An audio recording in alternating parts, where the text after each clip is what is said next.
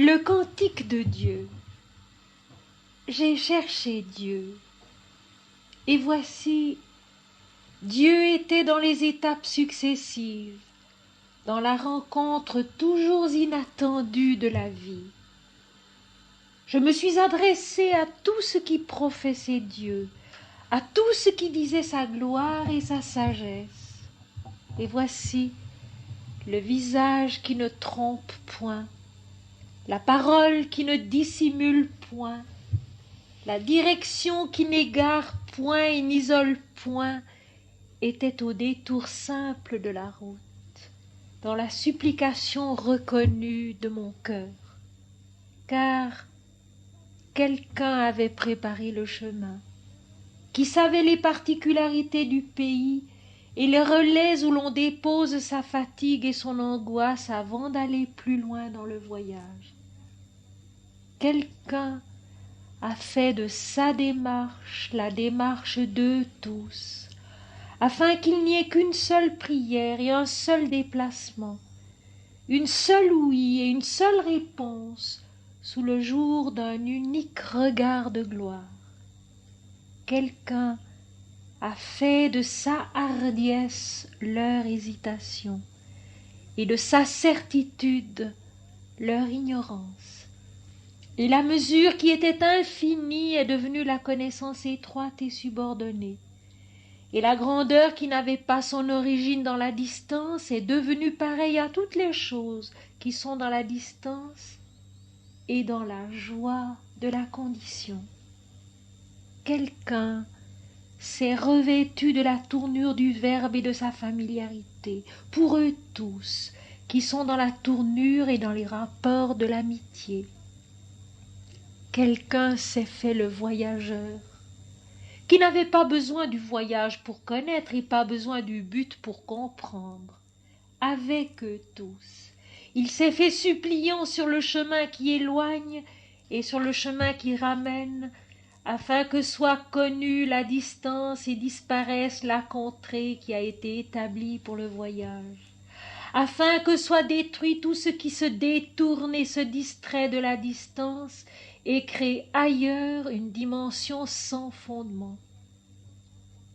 Quelqu'un a fait de la distance un parcours qui relie et s'est dissimulé enfin derrière la connaissance, au cœur de tous, au cœur de tout, afin qu'ils le trouvent et qu'ils le voient, non plus sous les traits agrandis de leur propre visage, mais dans sa majesté qui est étrangère à leurs propos.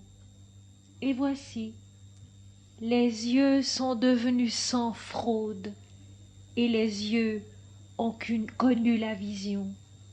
Les mains sont devenues sans avidité, et les mains ont connu le travail qui ne paye point de la peine.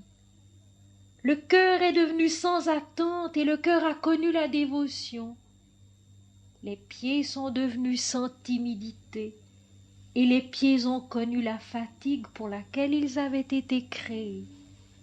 Et toutes les facultés, également propices, également nécessaires, ont connu l'œuvre qu'elles avaient reçue en don d'accomplir et d'achever.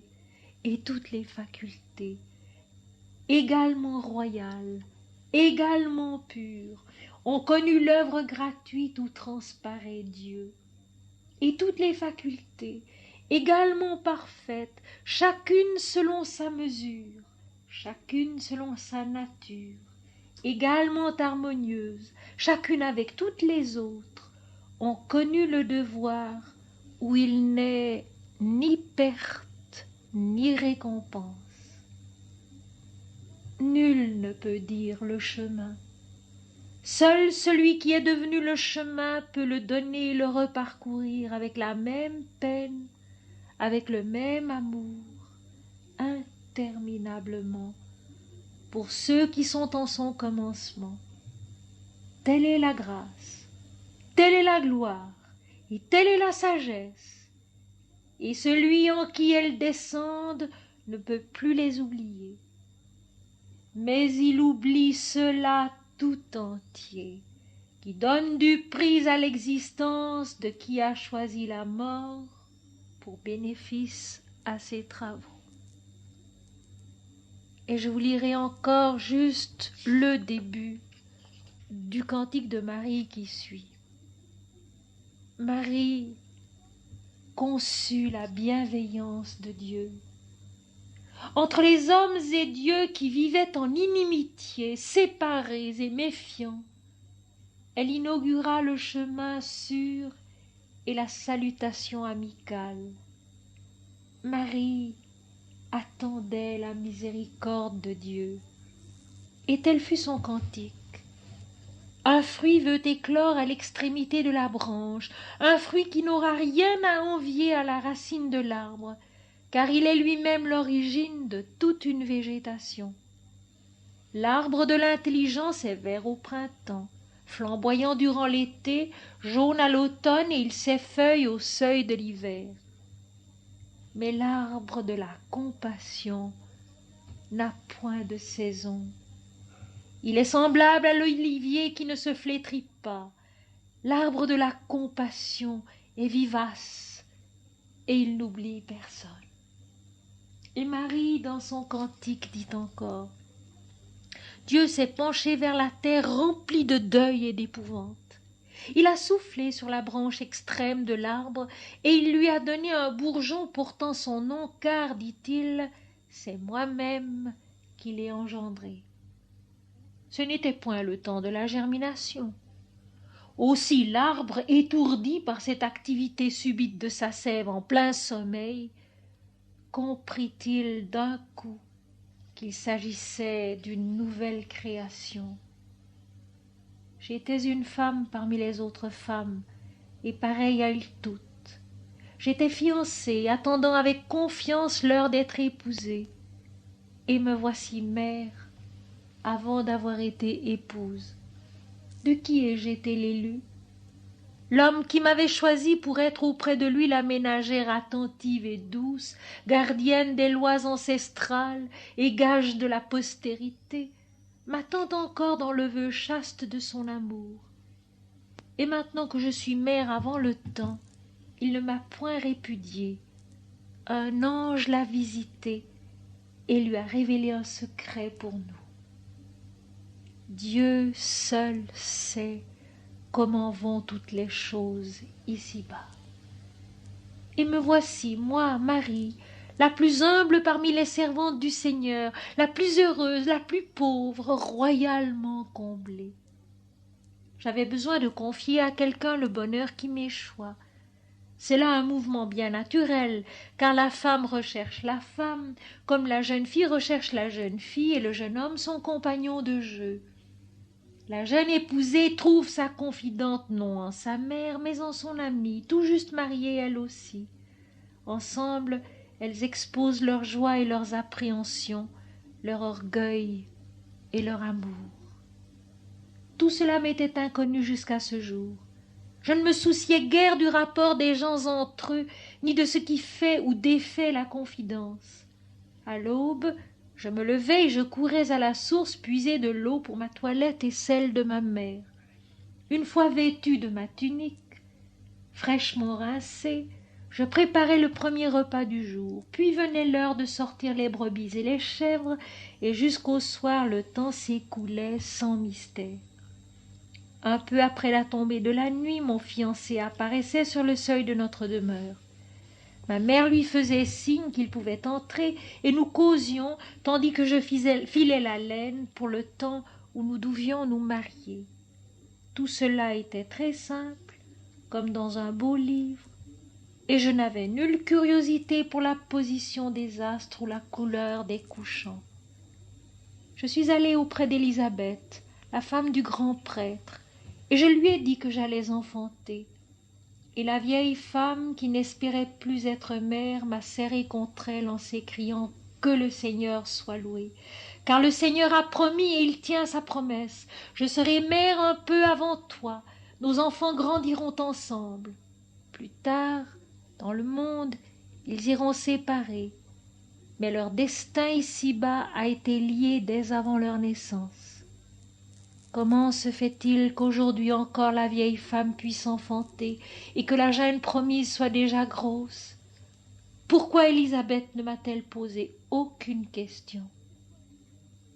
Dieu seul sait comment vont toutes les choses ici-bas. Dieu seul sait comment vont toutes les choses ici-bas.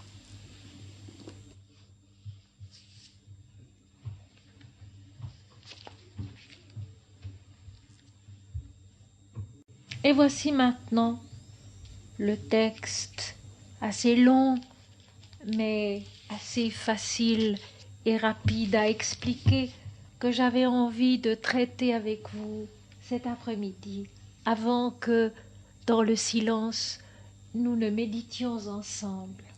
C'est dans l'évangile de saint Matthieu, au chapitre 25, les versets 31 à 46 de ce chapitre.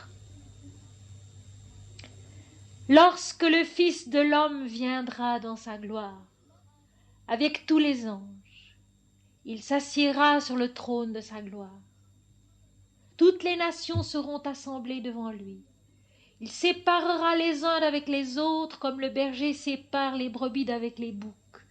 Et il mettra les brebis à sa droite et les boucs à sa gauche. Alors le roi dira à ceux qui seront à sa droite, « Venez, vous qui êtes bénis de mon Père, prenez possession du royaume qui vous a été préparé dès la fondation du monde. Car j'ai eu faim, et vous m'avez donné à manger. J'ai eu soif, et vous m'avez donné à boire. J'étais étranger, et vous m'avez recueilli. J'étais nu, et vous m'avez vêtu.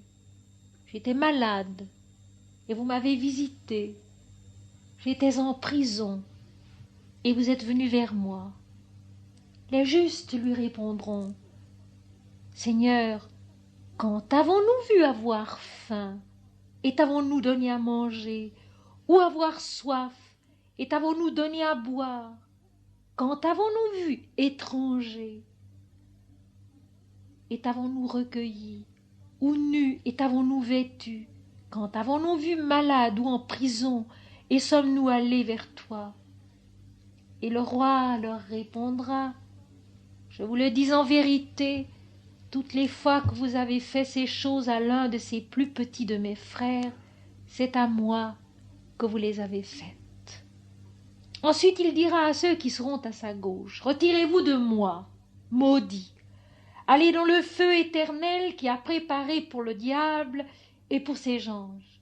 Car j'ai eu faim, et vous ne m'avez pas donné à manger, j'ai eu soif, et vous ne m'avez pas donné à boire, j'étais étranger, et vous ne m'avez pas recueilli, j'étais nu, et vous ne m'avez pas vêtu, j'étais malade et en prison, et vous ne m'avez pas visité. » Ils répondront aussi, « Seigneur, quand avons-nous vu ayant faim, ou ayant soif, ou étranger, ou nu, ou malade, ou en prison, et ne t'avons-nous pas assisté ?»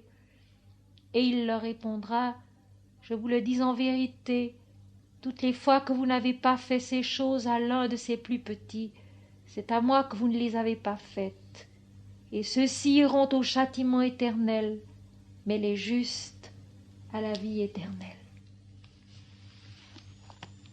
Ce texte est assez connu et d'ordinaire, on se représente une sorte de fin du monde cataclysmique où apparaîtrait dans sa gloire un Christ semblable à un homme géant et lumineux, appelant toutes les nations à ses pieds, séparant les bons des méchants, mettant les bons à sa droite et les méchants à sa gauche, récompensant les uns et punissant les autres pour l'éternité. Eh bien, mes chers amis, ce n'est pas du tout de cette manière qu'il faut comprendre ce texte. C'est d'une façon tout autre, au fond beaucoup plus simple, beaucoup plus lumineuse, beaucoup plus vraie, plus logique, en rapport avec ce que les Écritures disent et répètent du commencement à la fin. L'Éternel est un Dieu d'amour qui ne fait exception de personne. Alors, la façon qu'il faut avoir d'essayer de comprendre ces textes, c'est la prière, c'est-à-dire l'intériorisation. Regardez en nous quel sens ce texte, comme tant d'autres. Demain à la Société d'études psychiques, j'expliquerai la parabole du festin, également de l'intérieur. Comment comprendre ces textes-là qui, lus tels qu'ils sont, dans la forme qu'ils ont, paraissent terribles, et de quelle façon ils sont utiles en nous quand nous essayons de les intérioriser, de les comprendre du dedans. Et pour cela, mes amis, il faut se souvenir d'autres textes. Il faut se souvenir d'autres paroles du Christ, notamment de celle-ci que je répète volontiers et souvent parce qu'il faut se la mettre dans l'esprit et dans le cœur et ne plus jamais l'oublier. Jésus parle aux pharisiens qui passent leur temps à le trouver en faute. Je trouve ça merveilleux dans les évangiles. Ces pharisiens, ces docteurs de la loi, ces gardiens de la loi de Moïse, qui passent leur temps à essayer de trouver Jésus en faute. C'est toujours la même chose. Quand quelqu'un paraît dans le monde qui apporte quelque chose d'originel, d'authentique, les gens calés, les gens qui sont instruits, intellectuellement, ou religieusement, pieusement, et qui croient connaître la vérité, posséder la vérité, passent leur temps à essayer de le trouver en faute. C'est toujours la même chose. Alors les pharisiens posent à Jésus toutes sortes de ce qu'on pourrait appeler des cols. Des questions dont ils se disent qu'il ne va pas savoir répondre. Ou suivant comment il répondra, ce sera faux. Ce ne sera pas en accord avec la loi. Les pharisiens demandent à Jésus comment viendra le royaume de Dieu. L'éternelle question, la question qu'on pose actuellement encore.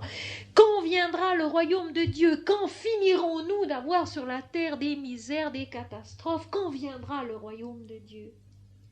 Et Jésus a cette réponse admirable, toute simple, et qui ne laisse absolument aucun doute sur ce qu'il veut essayer de faire comprendre. Le royaume de Dieu ne viendra pas de manière à frapper les regards. On ne dira point il est ici ou il est là. Pauvre Marie, ça t'a fait sauter.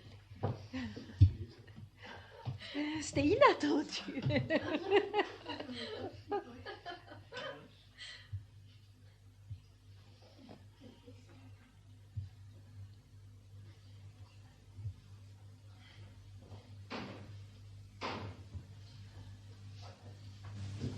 Donc, à la question des pharisiens qui demandent à Jésus quand viendra le royaume de Dieu, quand en aura-t-on fini sur la terre avec tout ce qui s'y passe, toutes les souffrances, et pour les Israélites de l'époque, cette venue du royaume de Dieu revêtait une idée très précise, c'était la fin de la servitude d'Israël avant tout.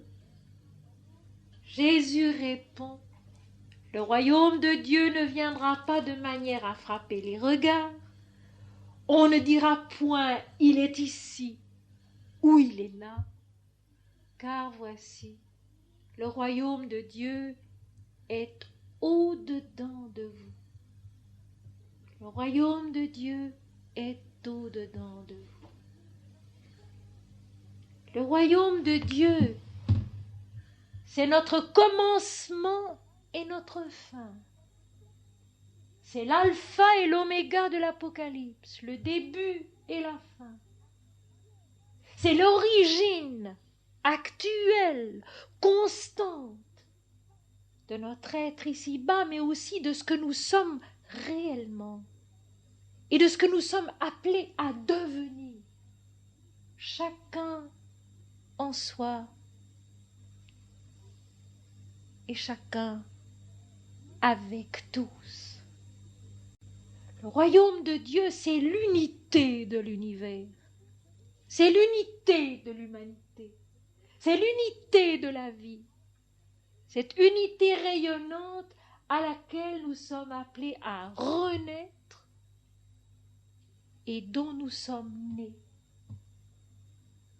À la fondation du monde, cette fondation du monde dont Jésus parle si souvent.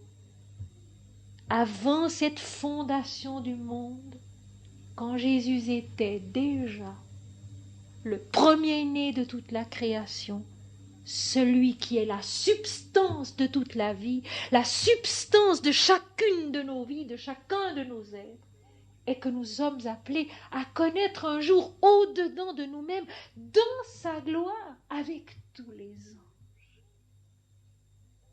La promesse est une promesse de prise de conscience intérieure, et non pas de spectacle. Le spectacle, si vous voulez, vient ensuite. C'est qu'ayant connu au-dedans de soi-même le Fils venu dans sa gloire avec tous les anges, sur ce trône qui existe dès la fondation du monde, et je dirais même avant la fondation du monde,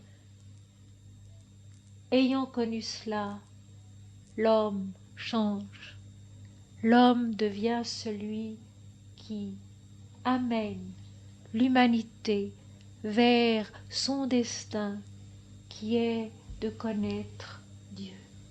Et dès lors, le texte perd immédiatement toute son agressivité. Je m'excuse d'employer ce mot dont j'ai horreur, mais qui est très à la mode. Ce mot d'agressivité qu'on peut appliquer à certains des textes bibliques qui ont l'air effectivement d'être agressifs, de condamner la moitié de l'univers au profit de l'autre.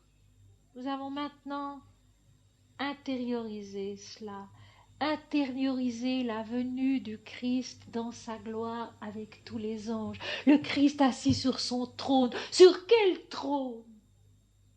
Le trône de notre pensée, le trône de notre conscience, qui désormais centre tout sur lui et sur lui seul.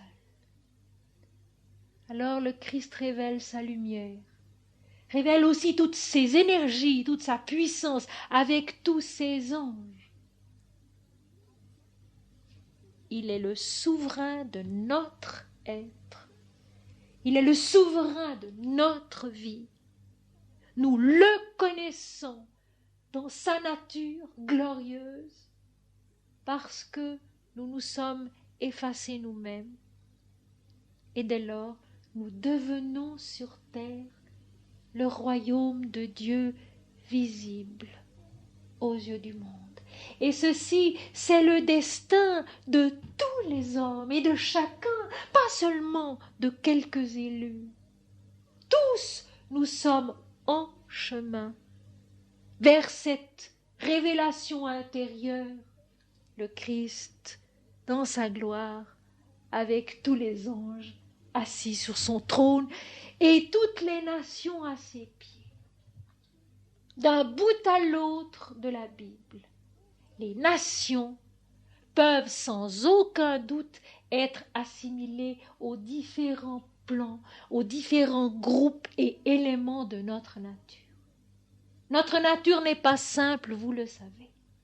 Nous sommes constitués d'une foule d'êtres qui sont en nous, d'une foule de facultés, d'une foule de compréhension, d'une foule d'énergie qui doivent toutes se mettre à travailler pour aboutir à cette révélation, à cette venue du royaume de Dieu qui est au-dedans de nous. Ces nations qui sont rassemblés devant le Seigneur dans toute sa gloire, c'est en nous que cela se passe. Chacun des textes de la Bible peut ainsi être comparé à une méditation qui se fait au cours des jours, des semaines, des années, des décades, au cours des siècles. Ils peuvent être assimilés à la méditation qu'est l'univers. Cette méditation qui peu à peu s'élève à Dieu et se nourrit de la gloire qui l'attire à soi. Et alors, maintenant, que sont les brebis et les boucs? Ces brebis dont dans un autre texte, Jésus dit « Le berger connaît ses brebis, elles reconnaissent sa voix et elles le suivent. » Les brebis donc, il les met à la droite du Seigneur, cette droite du Seigneur qui est le côté dans la Bible de la vérité, de la justice, la conscience droite, si vous voulez, la vision juste, si vous voulez,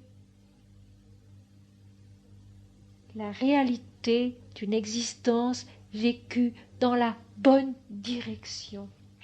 Et à gauche, les boucs qui tout à l'heure vont être condamnés au châtiment éternel.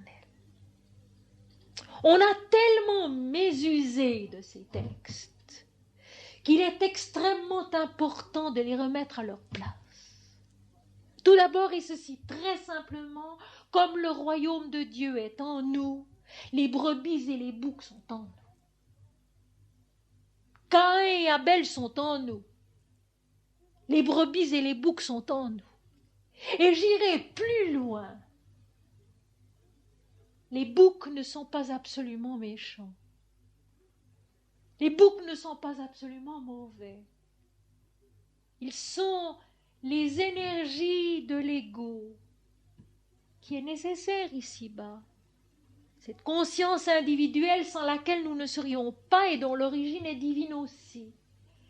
Et je pense que l'image des brebis et des boucs dans la bouche du Christ a une valeur non pas essentielle, mais une valeur pédagogique. Parce qu'il est vrai que sur le chemin qui conduit à la gloire du Fils à l'intérieur de nous, il y a des énergies qu'il faut combattre, ce seraient les boucs, et des énergies qu'il faut suivre, ce seraient les brebis. Je pense que c'est ainsi que d'une façon très simple et très logique il faut voir le texte. Le jugement dernier dont il va être question dans d'autres chapitres et notamment dans l'Apocalypse, n'est pas non plus un événement extérieur qui s'abat sur l'humanité. Il est cette ultime discrimination, cet ultime jugement que l'Éternel accomplit en nous au sommet de la méditation pour faire tomber de nous les boucs, les énergies attachées au moi individuel, à l'ego, l'égoïsme, l'orgueil, la vanité, l'ambition personnelle, les ressentiments, la colère, l'attachement, et faire triompher en nous les énergies que Jésus appelle les brebis et qui sont celles de la lumière, de l'immensité, de la plénitude, de la vérité, de tout ce qui en nous est capable d'abord de pressentir Dieu, ensuite de suivre la parole du Seigneur et finalement de devenir l'incarnation de la parole du Seigneur. Voilà ce que sont les brebis et les boucs. Et quand le Seigneur en nous a toutes les nations de nos énergies devant lui, à ses pieds, donc qu'il est le souverain, qu'il est le roi sur son trône et qu'il va juger, il nous délivre des forces de l'égoïsme éternellement. C'est une libération. Il nous délivre des forces de l'égoïsme éternellement. Et il stimule en nous, il attire à lui les forces de l'adoration, les forces de la piété, les forces de la lumière, les forces divines, pour les accomplir éternellement aussi dans sa gloire. Voilà le sens du texte en général. Nous allons prendre maintenant encore le détail intéressant et important de ce que le roi dit à ceux qui seront à sa droite. Donc, en nous-mêmes, les énergies de la piété, de l'amour, de la générosité, de l'oubli de soi, de la lumière, de la joie, de la pureté. Il dit, venez, vous qui êtes bénis de mon Père, et nous savons que ces forces-là en nous sont bénies, parce que nous en recueillons la joie, nous en recueillons le bonheur. Nous savons bien que quand nous sommes capables de nous recueillir, ne serait-ce qu'un instant, avec vérité, la conscience vraiment fixée sur le divin qui est en nous, nous sommes heureux, nous sommes bénis, nous sommes transportés dans un univers de gloire et d'amour qui n'est pas celui que nous côtoyons tous les jours, mais qui est intérieur et qui est plus véritable que ce que nous vivons extérieurement. Prenez possession du royaume qui vous a été préparé dès la fondation du monde. Quand je dis que la rédemption n'est pas venue après coup, vous en avez ici la preuve dans la bouche du Christ lui-même. Que l'interprétation qui veut que les hommes ayant été si méchants, l'Éternel a envoyé son Fils pour les racheter après coup, et que tout ce qui a précédé est à jamais perdu, damné, parce que le Christ n'était pas encore venu. Un texte comme celui-ci vient nous dire le contraire.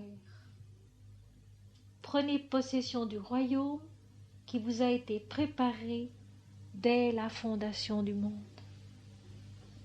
Dès la création elle-même, la possibilité du retour à l'absolu était là, dans l'incarnation, dans la vie des individus comme dans celle de l'univers. Dès le commencement, tout était là.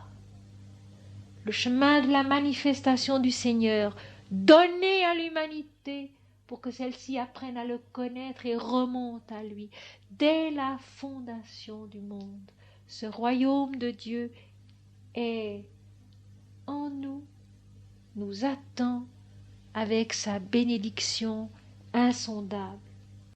Car j'ai eu faim et vous m'avez donné à manger. C'est vrai que le Seigneur au-dedans de nous a faim. Car j'ai eu soif et vous m'avez donné à boire. C'est vrai que le Seigneur au-dedans de nous a soif. Il a faim. Il a soif de quoi? Il a faim. Il a soif de la lumière, de sa vérité, de son amour, de sa bénédiction, de sa puissance révélatrice.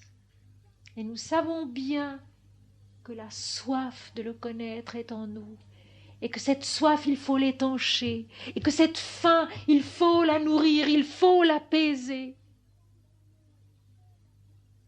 Quand tout à l'heure Jésus dira « Toutes les fois que vous avez fait ces choses à l'un de ces plus petits de mes frères, c'est à moi que vous l'avez faites, que vous les avez faites. » Il veut sans nul doute dire que chaque fois que nous avons un mouvement d'amour vrai, que nous avons un moment de sollicitude, de soin réel pour l'un de nos frères. Ceci constitue un acte de piété, un acte de générosité, un pas fait dans la direction de cette soif qui a besoin d'être apaisée, de cette faim qui a besoin d'être calmée, qui est en tous et en chacun, et qui est la soif et la faim de Dieu en tous et en chacun. On dit bien, mes amis, qu'un nourrisson a besoin de lait, a besoin de nourriture, mais qu'il a plus besoin encore d'amour, d'harmonie autour de lui. Et vous voyez des bébés qui sont parfaitement soignés sur le plan concret et qui ne vont pas bien parce que l'ambiance dans laquelle ils vivent est mauvaise, est en désaccord, parce que l'amour qu'ils reçoivent est insuffisant, est trop égoïste. Souvent je l'ai dit et je le répète volontiers, il faut apprendre à voir Dieu en soi-même et il faut apprendre à voir Dieu chez les autres, dans celui auquel on donne à boire, dans celui auquel on donne à manger. Il faut apprendre à voir Dieu dans chaque geste que l'on fait, dans chaque mouvement du cœur que l'on a, dans chaque élan de l'intelligence que l'on a. L'offrir à Dieu, le consacrer à Dieu. Alors est vraie la parole de Jésus. Je vous le dis en vérité, toutes les fois que vous avez fait ces choses à l'un de ces plus petits de mes frères, c'est à moi que vous l'avez faite. Et j'irai plus loin, ces petits frères, ils sont en nous aussi. Notre âme, qui est toute petite, dans la puissance des travaux de la terre, des soucis du siècle, de tout ce qui fait de notre vie ici-bas autre chose qu'une adoration. Notre âme est aussi un de ces petits frères qui a besoin qu'on lui donne à boire, qu'on lui donne à manger, qu'on la cultive, sinon elle meurt d'inanition et nous le savons bien. Quand nous avons pris l'habitude de vivre avec une certaine piété, si nous nous relâchons pendant un certain temps, nous nous apercevons bien que quelque chose en nous a faim, a soif, s'étiole, s'éteint, que quelque chose nous manque et nous sentons bien que ce quelque chose est essentiel. J'étais étranger et vous m'avez recueilli. J'aime l'insistance avec laquelle les textes sacrés parlent toujours de l'étranger. Celui qui apparemment n'est pas nôtre, celui qu'on recueille pour lui donner un foyer, un toit. Et dans notre vie d'ici-bas, l'étranger, quel est-il? C'est Dieu précisément. L'étranger, quel est-il? C'est Dieu précisément qui vient. Voici, je me tiens à la porte et je frappe. Il faut savoir lui ouvrir la porte, toute grande.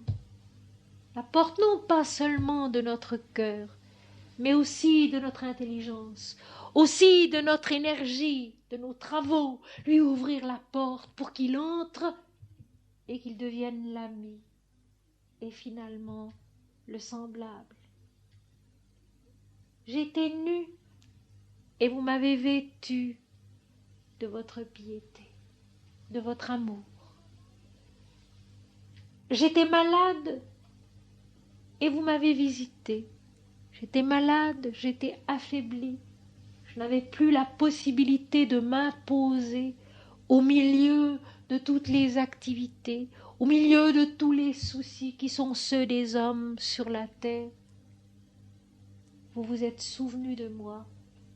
Vous m'avez visité, vous m'avez soigné, vous m'avez rendu des forces au-dedans de vous, au-dedans de vous. Et nous savons très bien, les uns et les autres, qu'il y a des périodes où Dieu est malade en nous, où sa voix est trop faible pour que nous puissions l'entendre, où sa manifestation est trop effacée, est trop inexistante pour que nous puissions y faire attention. Vous m'avez visité, vous m'avez soigné, et j'ai retrouvé des forces, les forces divines dans notre destinée terrestre. J'étais en prison et vous êtes venus vers moi. J'étais en prison. Quelle est la seule prison? C'est la prison de l'égoïsme, qui enferme dans son étroitesse tous nos élans les meilleurs et qui les condamne à mourir dans le cachot sombre de l'ignorance, de l'égoïsme, de l'orgueil, alors que le Seigneur en nous est fait pour resplendir. Les justes qui vont répondre et demander quand avons-nous vu avoir faim, avoir soif, et je viens de répondre. Ces justes sont donc les justes selon Dieu. Les démarches vraies, les démarches justes en nous, celles dont dans les béatitudes Jésus dit « Heureux ceux qui ont faim et soif de justice, ils seront rassasiés ». Quand on recherche vraiment la justice et la vérité, on les rencontre, on les reçoit intérieurement. Et c'est là que c'est important, parce qu'extérieurement tout change constamment. Rien n'est jamais pareil d'un instant à l'autre. En nous non plus, dans notre être humain, rien n'est jamais pareil d'un instant à l'autre, d'un jour à l'autre. Nous savons bien qu'il faut chaque jour recommencer à nettoyer le jardin, à arroser les fleurs, à nettoyer la maison, à remettre les choses en ordre. Nous le savons bien. Les justes sont ceux qui font ce travail pas après pas, sans se laisser décourager jamais. Et je répète un mot que j'aime aussi beaucoup répéter. Je crois que la faculté la plus importante qui nous soit demandée ici-bas, c'est tout simplement la persévérance. Car malgré nous, souvent, les choses vont mal. Malgré nous. Or, notamment ces 2 derniers mois, août et septembre, je connais d'innombrables cas où tout va mal. Réellement. Et malgré nous, malgré tout. Toutes les mesures avaient été prises pour que les choses aillent bien. Et ce sont des accidents, et ce sont des maladies, et ce sont des choses pires encore qui arrivent. Et on est frappé de voir le nombre de choses qui ne vont pas. Extérieurement, les choses peuvent aller mal. D'autant plus, il faut qu'intérieurement, elles aillent bien. Qu'intérieurement elle soit cette persévérance de la joie, cette persévérance de la lumière, cette persévérance de l'amour qui fait qu'on donne à manger et à boire aux énergies divines en nous, au Seigneur au-dedans de nous et au-dedans des autres. Qu'il faut qu'on accueille l'étranger pour en faire son ami, qu'il faut qu'on visite et qu'on soigne le malade, qu'on libère le prisonnier. Et tant qu'il y a de l'égoïsme en nous, nous sommes prisonniers. Et les autres aussi sont prisonniers. Nous sommes prisonniers de notre propre égoïsme, mais aussi de l'égoïsme des autres. Cela se recoupe, se rejoint. La justice, c'est de persévérer pas à pas sur le chemin de la dévotion, de l'adoration, de l'amour, de l'oubli de soi, du service des autres. Que celui qui veut être grand parmi vous, qu'il soit le serviteur des autres. Et vous savez, à l'heure actuelle, où plus personne ne veut servir, où s'il y a une chose dont on a horreur, c'est de servir, d'être celui qui sert. Et c'est visible partout, dans les familles, dans les magasins, partout. On n'aime plus servir. Et c'est si merveilleux de servir. C'est si merveilleux de servir. D'être justement celle ou celui qui apporte sur un plateau la tasse de boisson qui réconforte le malade, qui redonne des forces, qui redonne en même temps l'espoir. J'ai eu l'occasion ces 2 jours de visiter un malade, gravement malade, qui a énormément souffert, qui souffre encore, qui ne sait pas où il va avec sa souffrance, et qu'on laissait périr de soif, avec des 40 de fièvre. Et j'ai apporté d'abord un verre d'eau, et puis j'ai apporté une tasse d'infusion avec du citron, et puis j'ai apporté une bouteille avec de l'infusion et du citron. Et le malade allait mieux. Et le malade reprenait courage, reprenait des couleurs, reprenait confiance, parce qu'il avait perdu jusqu'à la confiance dans ceux qui le soignaient. Et là, c'est vraiment Dieu qu'on sert dans un être humain. Et ça peut être tous les jours, ça peut être à chaque instant. Un geste, un mot, une caresse qui fait que Dieu se réjouit chez tous les deux. Un geste, un mot, une caresse qui font que Dieu se réjouit en tous les deux. C'est ce qu'on oublie. Et puis, vous connaissez maintenant la suite du récit. À ceux qui sont à gauche, au bouc, il dit « Retirez-vous de moi, allez au feu éternel qui a été préparé pour le diable et pour ses anges, car j'ai eu faim, vous ne m'avez pas donné à manger, j'ai eu soif, vous ne m'avez pas donné à boire, etc. » Et les énergies de l'ego, inconscientes de leur erreur, inconscientes de leur ignorance, répondent « Mais Seigneur, quand avons-nous vu, ayant faim, ayant soif, étrangers, malades, en prison, et ne t'avons-nous pas assisté ?» Je vous le dis en vérité, toutes les fois que vous n'avez pas fait ces choses à l'un de ces petits, c'est à moi que vous ne les avez pas faites. Et vous savez, mes amis, c'est d'une logique parfaite. Quand nous laissons en nous ces plus petits élans de l'âme,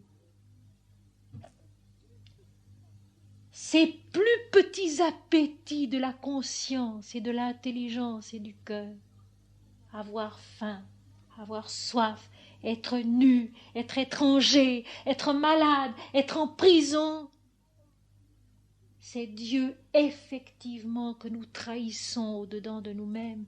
Et c'est sur le chemin de la mort que nous allons.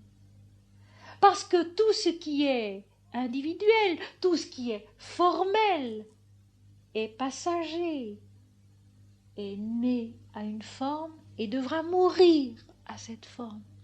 Éternellement. Éternellement, la mort une fois accomplie, c'est fini, c'est terminé. Cette rose-là qui est morte ne reviendra jamais plus.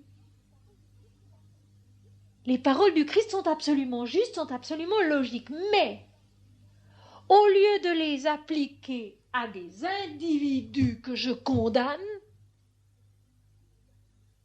je les applique à des facultés en nous, à des énergies en nous qui ont été infidèles à la persévérance de leur origine, qui est la persévérance de Dieu en nous. Le mot de la persévérance de Dieu se trouve dans l'Apocalypse au 3e chapitre, et c'est un mot merveilleux. La persévérance de Dieu en vous.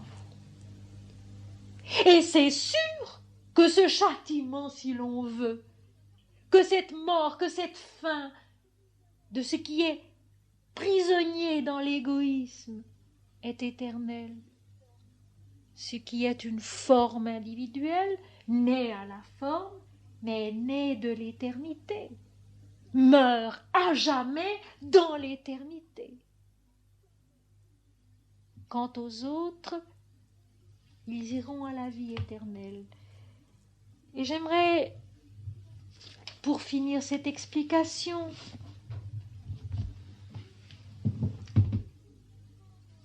enlever encore un peu de ce qui peut paraître excessivement sévère, voire injuste, dans la condamnation des boucs. Cette mort éternelle de nos facultés égoïstes est une transfiguration. Sous l'aspect de forme individuelle, sous l'aspect de facultés individuelles, d'énergies individuelles, certes, cela meurt à jamais, éternellement. Mais c'est une délivrance qui justement permet la venue du Fils dans sa gloire avec tous les anges, c'est-à-dire avec toutes les forces, avec toutes les facultés qui nous permettent de persévérer en Dieu. Mes amis, je crois que je n'ai jamais autant qu'aujourd'hui, que ces temps, cru en la vertu de cette persévérance, alors que bien souvent tout semble perdu, alors que bien souvent on se demande où va la violence du monde, où va son ignorance, où va sa folie. Je crois que je n'ai jamais tant cru qu'actuellement en l'efficacité de ces moindres services que l'on rend à Dieu, que l'on rend aux hommes, jour après jour, fidèlement. Une prière même très courte qui recommence avec chaque matin. Une adoration même très courte qu'on retrouve chaque soir. Un geste aimant même tout petit que l'on a envers l'âme qui est au-dedans de nous-mêmes. Vous savez, vous connaissez tous cela. Ces journées où on est tellement débordé de travail, où on court, où on va, où on ne peut penser à rien, où on va au plus pressé tout le temps. Et à un moment donné, on se rend compte qu'il y a quelque chose en nous qui est malheureux. Quelque chose en nous qui est malheureux, qui a faim, qui a soif, qui est étranger, qui est nu, qui est malade, qui est en prison. C'est la joie du Seigneur. Cette joie du Seigneur qu'il faut cultiver.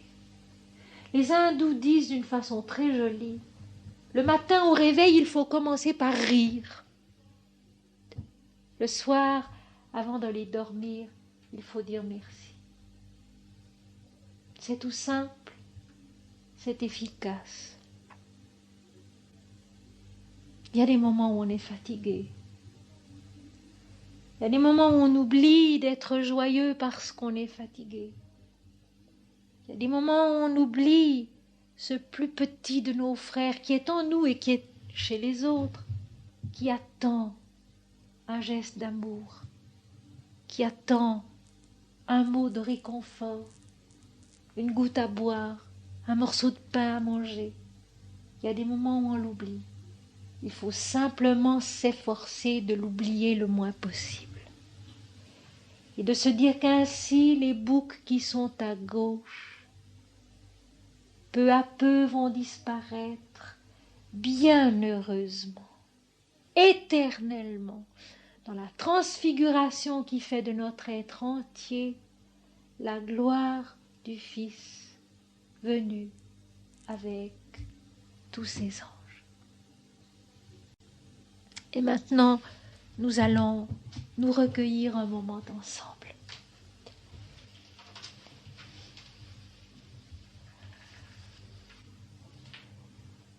Notre Père qui es aux cieux, que ton nom soit sanctifié, que ton règne vienne, que ta volonté soit faite sur la terre comme au ciel. Donne-nous aujourd'hui notre pain quotidien. Pardonne-nous nos fautes comme nous les pardonnons à ceux qui nous ont offensés. Ne nous laisse pas tomber dans la tentation, mais délivre-nous du mal, car c'est à toi qu'appartiennent le règne, la puissance et la gloire au siècle des siècles.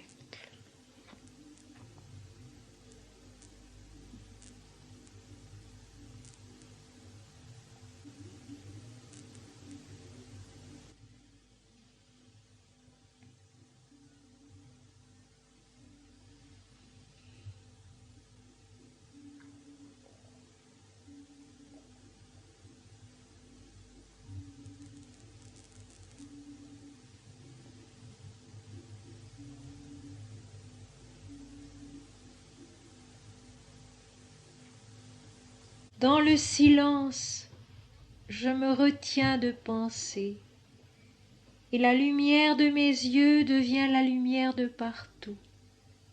La voix parle avec le silence et dit sa béatitude. La bénédiction du Seigneur descend sur toute la terre, sa vie qui n'a pas de limite. Comme le fer frappe l'enclume, elle bat avec sérénité. Seigneur, je ne suis pas la graine, je ne suis que l'enveloppe de la graine, et quand elle éclate, tu parais. Je ne veux pas écrire si c'est ma main qui écrit, je ne veux pas parler si c'est ma langue qui parle et si c'est ma pensée qui dicte les paroles. Je veux tracer le champ de ta lumière, l'étreindre dans mes bras comme un vol d'oiseau merveilleux. Mon âme tend vers toi ses antennes joyeuses et respire le souffle émané de ta voix. Seigneur, mon Dieu, toi qui n'es point comme je suis et vis d'une autre vie, tu es pourtant moi-même et je vis de toi. Tu es l'oubli, Seigneur, que ta lumière soit mon linceul. Le battement de mes paupières s'est figé, le paysage heureux a disparu, tu es le bien-être au-delà duquel il n'est rien, le savoir ponctuel où rien n'est omis. Tu es tout cela que je pense et plus encore ce que je ne puis concevoir. Tu es tout cela que je vis et plus encore ce que je ne sais pas devenir. Tu es l'auréole et tu es l'ombre, à l'abri de laquelle je me cache pour mieux savourer ton pardon, ton amour. Tu es le chant que j'égrène sans le vouloir avec tes jours qui vont vers l'inconnu. Tu es le sens infaillible des mots dont j'ai perdu l'origine et la joie pour que tu me les rendes, ô Seigneur, plus beaux d'avoir été nourri de ta patience, plus vrai d'avoir éprouvé ta victoire en eux. Je ne m'agenouille pas devant toi, je m'agenouille en toi, et je perçois, léger comme le vol immatériel d'un ange, le corps splendide de ta gloire, qui est notre immortalité.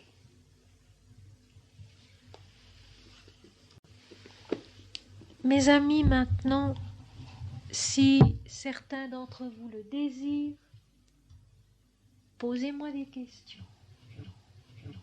Mais allez-y, allez-y. Vous venez de dire quelque chose, justement, en silence, n'est-ce pas? Je me retiens de penser. Oui. Je me retiens de penser. Oui. Alors voilà, j'ai bien réfléchi, je voulais vous demander, si de mémoire, pour Robin Gause, n'est-ce pas? Oui. Il y a des maximes, si je me souviens bien. N'imagine pas, ne réfléchis pas, ne pense pas, ne médite pas, reste dans l'état d'être. Alors les 4 premières, il y en a, ce sont des négations, quoi. N'est-ce pas? N'imagine pas. Là, je comprends encore, n'imagine pas, parce que l'imagination, c'est la folle du logis. Les auteurs. Pas toujours, monsieur. Je ne suis pas aussi catégorique. Je ne suis pas aussi catégorique. On peut imaginer à l'infini des choses qui n'existent pas, qui sont pareilles. C'est la fiction. Enfin, là, je comprends encore la première. N'imagine pas. D'accord. Ne réfléchis pas. Là, je ne comprends pas bien, parce que pour que notre miroir, enfin, mettons que notre moi soit un miroir, pour qu'il réfléchisse correctement, il faut qu'il soit propre, il faut qu'il soit mal propre, il faut qu'il soit net, qu'il n'y ait pas de buée, qu'il ne soit pas terne, pour réfléchir, enfin, ce qui va en face, les personnes. La troisième maxime, ne pense pas. Alors là, je comprends, ne pense pas. Vous pensez à l'infini. Alors la quatrième, je ne comprends pas bien, parce qu'il dit ne médite pas. Et alors, balayer tout ça par une chose positive, là, reste dans l'état d'être. Être avec un E majuscule. Ce qui est bien difficile. Ce qui est bien difficile. Alors moi, je vais vous donner un autre. Oui. Ça revient au même, monsieur. Mais pas du tout. Mais pas du tout. Seulement disons que ça s'adresse peut-être à des gens déjà très engagés, je dirais, dans la vie de l'ascèse, du don de soi à Dieu, en dehors du monde, etc. Il faut toujours replacer les textes dans leur contexte.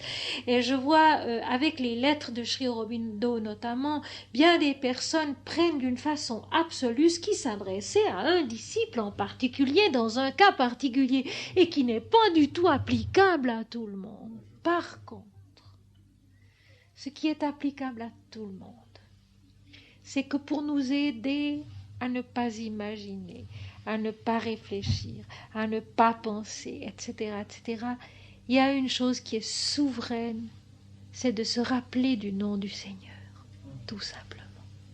Et dans la Bible, ce n'est pas pour rien que constamment l'Éternel dit « parce que tu as gardé mon nom, parce que tu n'as pas renié mon nom ». Ce nom du Seigneur qui est égal au Seigneur lui-même. N'oublions pas cela. Ce n'est pas un nom que nous lui avons donné. C'est un nom qu'il porte vraiment, que lui nous a donné. Répétez le nom du Seigneur. Et alors là, le nom du Seigneur que vous aimez, qui vous fait plaisir. Pour certains, ce sera mon Seigneur et mon Dieu, ou Éternel mon Dieu, ou le nom de Jésus-Christ, ou le nom d'un Dieu hindou. Et un conseil que j'ai donné, et que beaucoup de personnes qui m'écoutent suivent avec vraiment de bons résultats, c'est simplement de répéter aussi souvent qu'on peut dans la journée et dans la nuit, le début de l'oraison dominicale. Notre Père qui es aux cieux. Notre Père qui es aux cieux. Et je connais des jeunes qui avaient de grosses difficultés, qui se sont mis à répéter ça ensemble. Ils sont 3, 2 garçons et une fille. Ils avaient de grosses difficultés. Et puis depuis pas tout à fait une année, ils se sont astreints à répéter simplement notre Père qui es aux cieux. Simplement ça. Et ça a fait le nettoyage nécessaire de l'imagination, de la réflexion, de la pensée, etc. Le nettoyage, c'est fait. Si vous voulez, c'est le balai. Mais un balai merveilleux, un balai lumineux, un balai efficace, qui remplace nos pensées par la présence de Dieu volontaire en nous. Et je peux vous dire, monsieur, que ces 3 jeunes étaient tous les 3 dans une situation excessivement grave. La jeune femme, abandonnée par son mari depuis 5 ans avec un petit garçon, les 2 jeunes garçons n'ayant jamais rien fait de bon dans leur vie, ni à l'école, etc., qui voulaient partir à Auroville et vivre comme ça, enfin en pseudo-hippie ou j'en sais rien. Et actuellement, la jeune femme est en train de reprendre pied et les 2 garçons font des études. Simplement avec notre Père qui est aux cieux. Qu'ils ont répété des centaines et des centaines et des centaines de fois. C'est une façon positive de mettre en pratique la parole de Sri Aurobindo, à laquelle je souscris entièrement, mais je répète, les conseils que Sri Aurobindo donne aux disciples, on a sans doute bien fait de les publier, mais on aurait dû faire une préface dans laquelle il fallait stipuler que ces conseils s'adressent à des cas particuliers, à des personnes précise et que par conséquent ça n'est pas du tout applicable à tout le monde parce qu'on s'étouffe à ne plus vouloir avoir d'imagination, à ne plus vouloir réfléchir, à ne plus vouloir penser. Qu'est-ce qui nous reste si on ne met pas quelque chose d'autre à la place? Et ce quelque chose d'autre, c'est le nom de Dieu. Parce que tu as gardé mon nom, parce que tu n'as pas renié mon nom. C'est du japa dans la Bible. Est-ce que vous êtes content de la réponse? Je vous remercie. Je repense à Sri Ramda, qui toute sa vie a répété le nom de Ram. A répété de Ram. Oui. En répétant le nom du Seigneur. Je crois que dans les circonstances où nous vivons, cette répétition du nom du Seigneur ou d'une formule sacrée, c'est ce qu'il y a de plus puissant comme nettoyeur de tout ce qui doit, justement les boucs qui doivent être mis, ça purifie, mais oui, et ça transfigure, parce que peu à peu la pensée devient positive et créatrice. Et je donne l'exemple de mes 3 jeunes là, dont je crois l'un avait 25, l'autre 26 et le troisième 28, vous voyez, des jeunes, quand même plus des bébés, mais enfin des jeunes qui étaient mal situés dans la vie. Eh bien, leur pensée est devenue créatrice, leur volonté est devenue juste et ils se sont mis en route avec simplement notre Père qui est aux cieux. On peut trouver d'autres choses. Je vous donne ma paix, je vous laisse ma paix, demeurer dans mon amour, entrer dans ma joie, etc., etc. Mais simplement notre Père qui est aux cieux. Rien que ça, le plus court possible. Ou alors le fameux Ram Nam de Swami Ramdas. Om Shri Ram, Jai Ram, Jai Jai Ram. Om Shri Ram, Jai Ram, Jai Jai Ram. Moi je monte et je descends mes escaliers avec ça à la maison. Depuis des années. Il était venu à Genève. Il était venu à Genève, et au oui. comité France-Inde aussi. Oui, aussi. Oui. En En 53, je crois. En 53, je crois. Un être merveilleux. Il était venu à Lyon aussi. Autre question. Autre question. Elle était très intéressante, votre question, monsieur. Je vous en remercie. Elle était très intéressante. Je vous en remercie. Oui, c'est ça. Disons que Sri Aurobindo souvent présente les choses sous une forme assez intellectuelle. Et à ce moment-là, c'est difficile de le mettre en pratique. Parce qu'au fond, la façon dont il présente les choses, elle est parfaitement juste, mais elle est intellectuelle. Et alors, on se perd un peu et je le vois de façon assez fréquente aujourd'hui, des jeunes qui ont lu tout Sri Aurobindo et qui sont bourrés de défense. Alors que le maître, justement, c'est toute la vie qui est Dieu, selon Sri Aurobindo. Mais c'est formulé de telle façon que les gens n'en retiennent que les défenses, un peu comme dans la Bible. C'est très difficile à comprendre, à lire. Il faut le vivre d'une façon... Les lettres ne sont pas toutes faciles à comprendre. Mais non, parce qu'elles s'adressent à des cas tout à fait particuliers qui vous échappent, même si on a donné un bout de la question. Il y a des personnes qui sont déjà évoluées sur un Oh, à des personnes, disons, qui se sont mises sur un chemin spécial. Je vous remercie. Je vous en prie, mais je vous en prie. Je vous en prie. D'autres questions? Oui, tu vois ce que tu dis là, quand ça va pas, de répéter le nom de Dieu. Et quand vraiment ça va pas, quand on y va vraiment plus clair. Il y a des gens, ça joue pas non plus, hein? Je dis, mais ton père qui est aux cieux, ça Oui, je le crois, je le crois. Je vais dans une petite église. Oui. J'aime pas les grandes paroisses. Non. Enfin, j'ai une petite église, une petite chapelle. Où vous allez vous Je recueillir. vais- oui, Oui, ça me détend oui. beaucoup. Parce que je suis seule maintenant. Oui, et je- oui, oui, ça donne une J'ai présence. Mes ça cousins donne- qui m'invitent souvent chez eux, heureusement. Oui, c'est très très juste ça. Et pour répondre à ta question, ma chérie, il y a des cas où on est trop fatigué même pour répéter le nom de Dieu. Alors il faut aller dormir. Il faut tout simplement aller dormir. Quand même la prière et le nom de Dieu ne réussissent pas, c'est qu'il faut aller dormir, tout simplement. Et le sommeil a aussi été donné à l'homme pour lui permettre de récupérer. Et puis alors quand on se réveille, c'est forcé de rire, c'est forcé... Oui, enfin, c'est forcé de retrouver. Mais je t'assure, ça a l'air bête, mais c'est vrai. Il y a des jours où on tourne en rond, on est malheureux, on s'en sort pas, on va prier, on va méditer, on va même à genoux, ça ne joue pas. Alors, une chose, va dormir. Et je le fais moi-même. Quand plus rien ne va, même la prière, même le japa, que de toute façon je me bats avec moi-même et avec les autres et avec les circonstances, eh bien je me dis, ma petite, tu as besoin d'aller dormir un moment et je tâche de trouver un moment pour aller me reposer. C'est aussi une grâce, c'est aussi une grâce. Et c'est une façon d'oublier, de ne pas imaginer, de ne pas réfléchir, de ne pas penser. C'est d'aller dormir. Et ça, Sri Aurobindo le dit.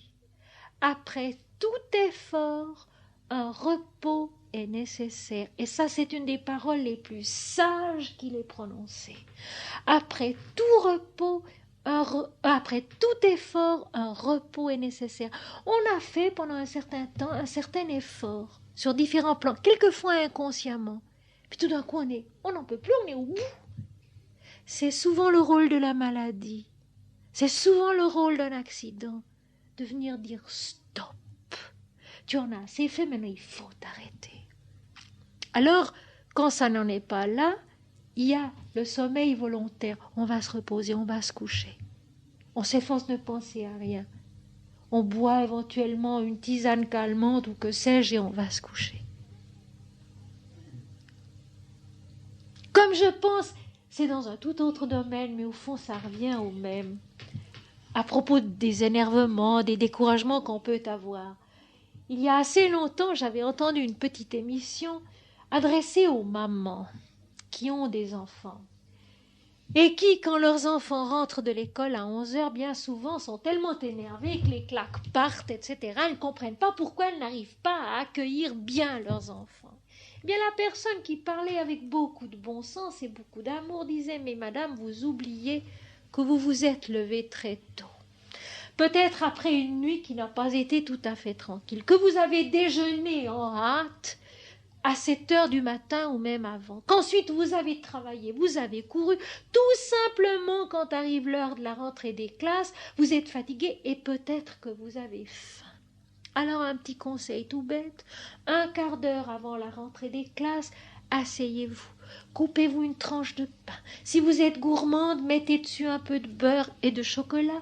Prenez quelque chose à boire, mangez, restaurez-vous et vous verrez, les retours de classe se feront mieux. Et c'est vrai.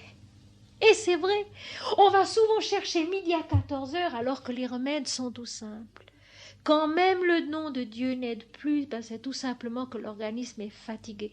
Alors le nom de Dieu, c'est aussi d'aller dormir dans ses bras. Parce que ça, de toute façon, c'est le cas. D'autres questions? Oui, alors pour continuer cette conversation, qu'est-ce que Jésus veut dire alors quand il dit « ce n'est pas ceux qui disent Seigneur, Seigneur qui entreront dans le royaume des cieux ». Oui, et puis alors la suite, c'est la suite que tu n'as pas dans l'esprit, qui est d'importance, tu l'as dans l'esprit, Oui. mais ceux-là seuls qui font la volonté de mon Père qui est dans les cieux. Voilà. Mais c'est sûr, tu comprends, si tu répètes le nom de Dieu comme ça, sans avoir au fond de toi-même le désir et quand même la volonté, la persévérance de faire sa volonté, de croître en lui, uniquement par superstition. Parce que tu fais très bien de poser cette question, je te remercie, tu fais très bien de la poser. Parce qu'effectivement, on a beaucoup répété le nom du Seigneur, mais comme une sorte de superstition, avec l'arrière-idée que le Seigneur arrangera tout, et que, etc. Ouh non, ce n'est pas du tout de ça qu'il s'agit. Et je te remercie de poser la question, parce que ça nous permet de préciser une chose. Cette façon de répéter le nom du Seigneur, en s'efforçant justement de faire la volonté du Seigneur, c'est un désir de croître en lui. Et non pas la formule superstitieuse qui va nous protéger de ce qui pourrait être désagréable ou ennuyeux. Tu sens la nuance? Oui.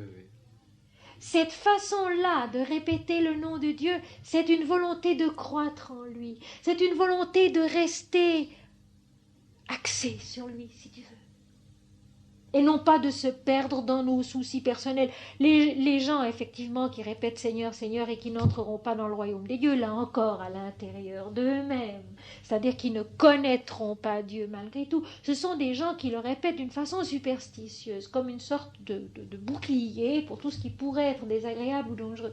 Non, cette façon-là de répéter le nom de Dieu, c'est vraiment un désir de purification, un désir de nettoyage, la possibilité d'avoir dans un jour, 2 jours, 3 semaines, 3 ans, la force de faire un pas de plus. Tu sens la nuance? Oui. C'est clair pour tout le monde.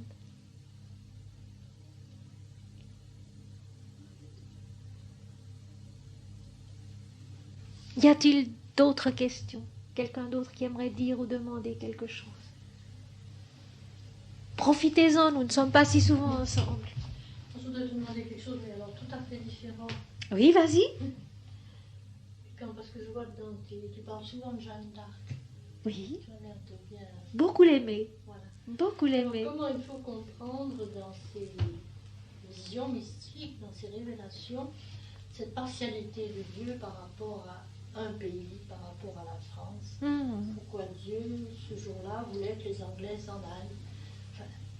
Oui, Marie, c'est une très bonne question, ça aussi. C'est une très bonne question, ça aussi.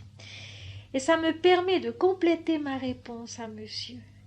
C'est qu'au contraire de ce qu'a l'air de dire Sri Aurobindo dans le passage que vous citez très bien, je dis bien, il a l'air de dire, parce que dans sa pensée, au fond de lui, c'est beaucoup plus complet. Mais les mots, hélas, ne sont pas complets. L'imagination joue un grand rôle dans tout le début et même un grand début de la vie mystique. L'imagination joue un grand rôle dans les premières visions d'un saint, même comme Ramakrishna, je dirais même comme la tentation de Jésus au désert. L'imagination qui se nourrit des faits anciens, des traditions, des choses connues, l'imagination joue un grand rôle. Or, à ce moment, l'objectif divin, semble-t-il, était de redonner à la France une certaine énergie, un certain courage, une certaine foi dans un combat qui semblait perdu, qui semblait, disons, voué à l'échec total. Il y avait quand même une certaine vie qui devait se continuer avec tous les éléments et non pas seulement un. Et la France menaçait bien à ce moment-là d'être écartelée, d'être détruite. Et alors Jeanne d'Arc, qui a été l'instrument du Seigneur à ce moment-là, a perçu cet ordre de lutter, cet ordre de rétablir la légalité du gouvernement, c'est-à-dire le roi à cette époque. Parce que ce qu'il y a de merveilleux, le Seigneur tient compte des circonstances. La vision divine tient compte de celui ou de ceux auxquels elle s'adresse, sinon elle serait à jamais incompréhensible. L'enseignement du Christ est typique du langage que les Juifs avaient besoin d'entendre à cette époque. S'il était là maintenant, il parlerait autrement. N'est-ce pas? C'est ça que je trouve merveilleux, c'est que le Seigneur, disons, s'adapte aux circonstances. Il apporte aux hommes, à l'homme, la réponse, la force dont ils ont besoin. Et alors, à ce moment-là, l'imagination pieuse de Jeanne d'Arc captait sous cette forme-là un ordre qui était beaucoup plus vaste, qui venait de beaucoup plus haut et qui tout en haut n'avait pas de forme, n'avait pas de nom particulier. Mais il s'agissait de combattre pour que l'échiquier reste complet, si tu veux, pour que l'échiquier reste complet, pour que la France ne soit pas anéantie. Je pense par exemple, on peut établir un parallèle avec la guerre de 39 à 45, où les horreurs commises par les Allemands ont amené bien des gens à dire « mais tous les Allemands devraient être tués, tous les Allemands devraient être détruits », comme les Allemands espéraient exterminer le peuple juif. C'est pas possible, parce que les Allemands, comme le peuple juif, comme les Français, comme les Anglais, font partie de l'échiquier du monde, de cet équilibre, de cette harmonie que l'Éternel a créé. Alors à ce moment-là, une intervention de force supérieure était devenue nécessaire pour aider un pays, la France, et ça s'est cristallisé dans l'imagination pieuse de Jeanne d'Arc, qui captait bien le juste message, mais sous la forme, l'aspect de la tradition, de l'imagination, de l'imagerie sacrée de cette époque. Actuellement, toute l'imagerie sacrée du christianisme est en train de s'écrouler. En ce moment, toute l'imagerie sacrée du christianisme est en train de s'écrouler. Et par exemple, des réservoirs merveilleux, ce sont les icônes de Russie, qui sont vraiment des œuvres dans lesquelles Dieu a parlé, dans lesquelles Dieu parle encore. Je ne sais pas si vous les connaissez un peu, mon mari se passionne de ça. Alors le résultat, c'est que j'ai lu certains livres, j'ai vu certaines reproductions, j'aimerais bien aller à Constantinople pour en voir certaines d'entre elles, qui m'ont fait déjà dans la reproduction une impression extraordinaire. Comme me disait quelqu'un, ce n'est pas nous qui contemplons l'icône, c'est l'icône qui nous contemple, et c'est vrai. Eh bien, actuellement, le marché russe, qui a besoin d'argent, vend, distribue, vide les trésors, etc., etc. Si bien que tout ça, maintenant, perd son caractère sacré, l'icône n'étant sortie que dans des occasions de prière, de procession, représentant la présence de ceux qu'elle représentait, effective, etc. C'est en train de se perdre tout à fait avec le reste. Ben, ça sera sans doute remplacé par une autre imagerie sacrée qui est encore à naître, enfin.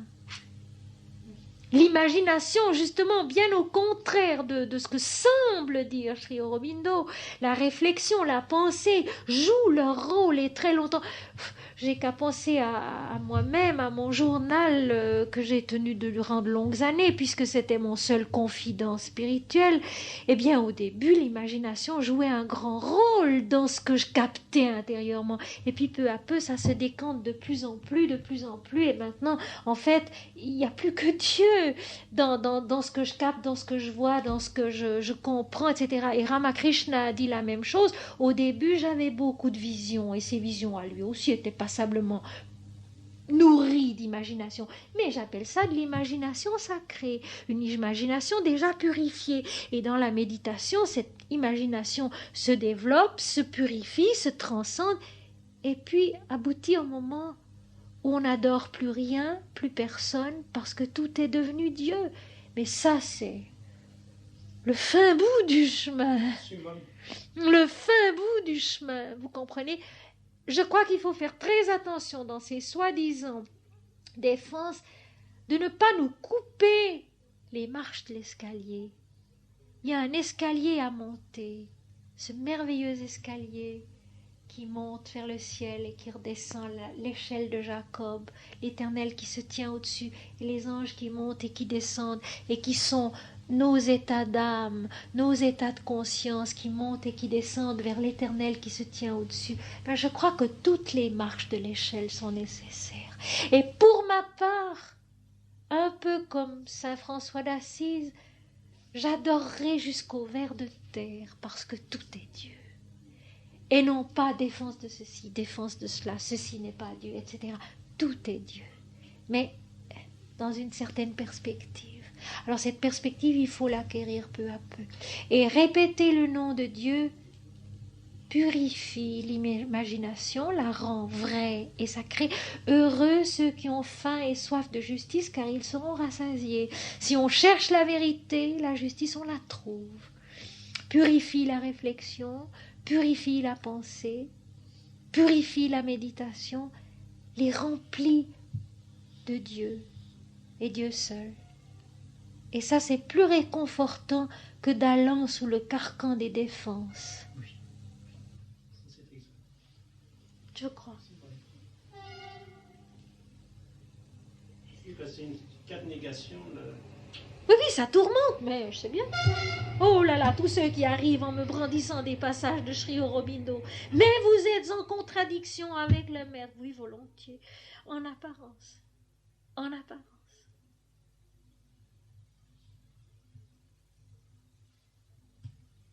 Ailleurs, il dit d'ailleurs tout autre chose. Hein. Je pourrais vous citer de...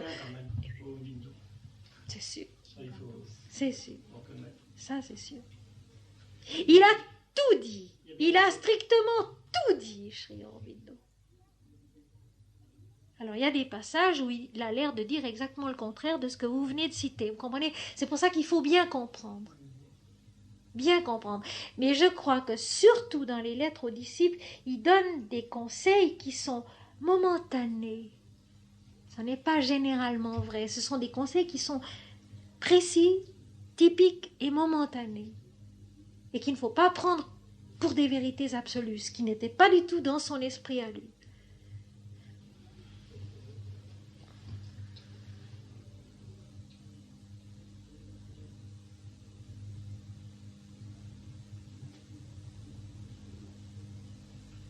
Aimeriez-vous que je vous lise encore quelque chose pour terminer? Jai Ram. Ram est le corps est l'univers. Ram est la vie est l'éternité. Ram est le cœur est l'amour. Ram est l'intelligence est Brahman. Jai Jai Ram, Om Shri Ram. Plus rieur qu'un enfant, tu as déjà changé de visage, ô Ram. Grave tout à l'heure, tu es tendre maintenant. Et puis tu es altier, le souverain des mondes en moi. Oh, le désespoir de t'aimer, Ram, l'impuissance de ce cœur et de ce corps ivre de toi. Contraints sont mes pas, étroite est ma pensée, suffocante est mon âme éprise de toi. Délivre-les de ton nom, délivre-les de ta présence, ils sont encore trop peu pour moi. Que meure tout cela qui fut étendu par ta grâce, et que soit seulement l'infini de ta blancheur parfaite, sans limite ni lieu. Les uns disent Yahvé, les autres disent Dieu, tel te nomme Shiva, tel Brahman ou bien l'Éternel. Tu es le même. Les uns invoquent Jésus et d'autres le Bouddha, tel Mahomet et tel Krishna ou bien Kali. Tu es le même. Les uns proclament les Védas, les autres citent l'Évangile ou la Bible, tel récite le vieux Coran et tel la Gita, les Upanishads. Tu es le même. Sur tant de voix le ciel se tait, impénétrable il étincelle en toutes choses. À l'amour il répond par l'amour, à la paix il répond par la béatitude, à la colère, à la rancœur, il répond par ses puissants orages ou par son indifférente clarté. Indéchiffrable est le visage qu'il répand sur les univers. Serein dans la splendeur, il proclame son insondable immensité. Et du profond silence où il s'allait au rayon de sa propre beauté, une voix grave psalmodie. Ram, Ram, Ram, tu es tout cela, ô Seigneur, et bien davantage encore.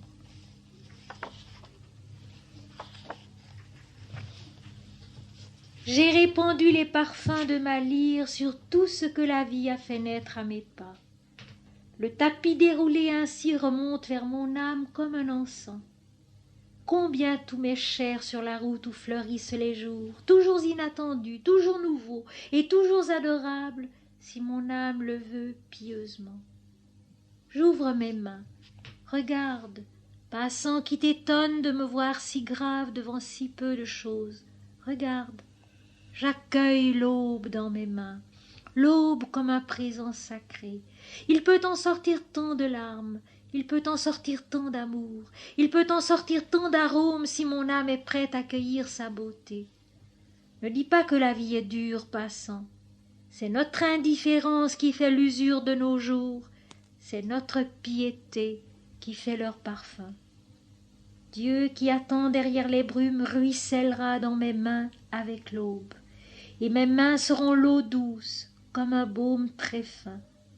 Ton cœur passant sentira leur bonté sur sa fièvre, et sa peine se pansera avec leur piété.